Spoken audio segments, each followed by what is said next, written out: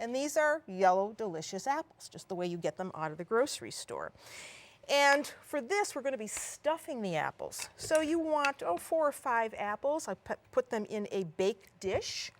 And the first thing you need to do is core the apple.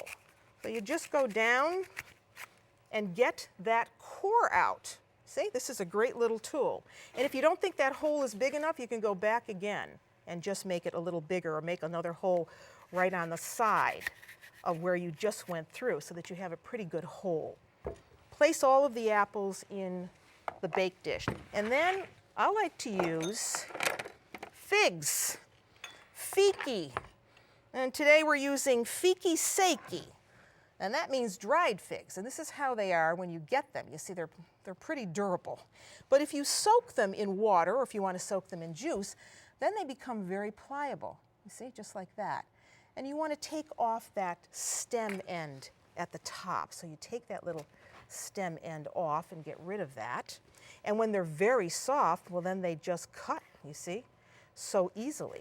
So you cut them up into small pieces, because you're going to be baking this.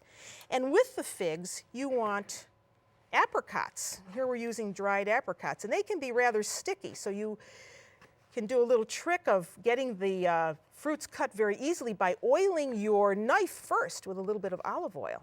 So you cut those up into little pieces. So here we have the apricots and the figs ready to go. Now to bind that, I'm going to use some honey. So here's some honey. We're going to put about 2 tablespoons or so.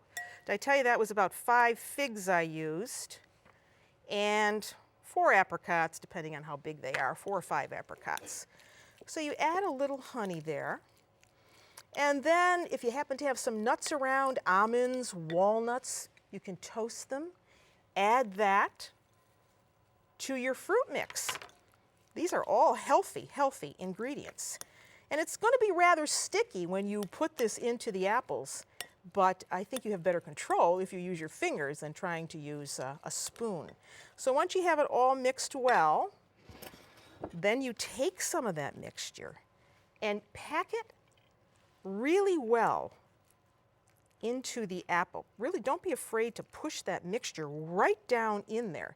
You want to really give it a good filling of this mixture. Now our oven is on at 350 degrees. After you fill the apples, you're going to want to give them a little bit of liquid to cook in. And I think the perfect thing is orange juice. Everybody has an orange, don't they? So once you pack this in, and I'm going a little faster than I normally would do, but you want to make sure that you really get those packed in. They look really pretty.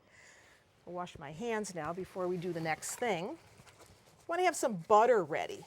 Just gives a little bit of richness to the dish. If you didn't want to use butter, you could use a little drizzle of extra virgin olive oil. So here we have a little butter. We're just going to put over the top. And we're going to cook these until these apples just start to collapse. You want them to hold their shape. You don't want them to be mush. And here we have the juice of a large orange. So you want about 1/2 cup of fresh orange juice. Doesn't that look good? Good enough to eat just the way it is. All right, the oven is on 350 degrees.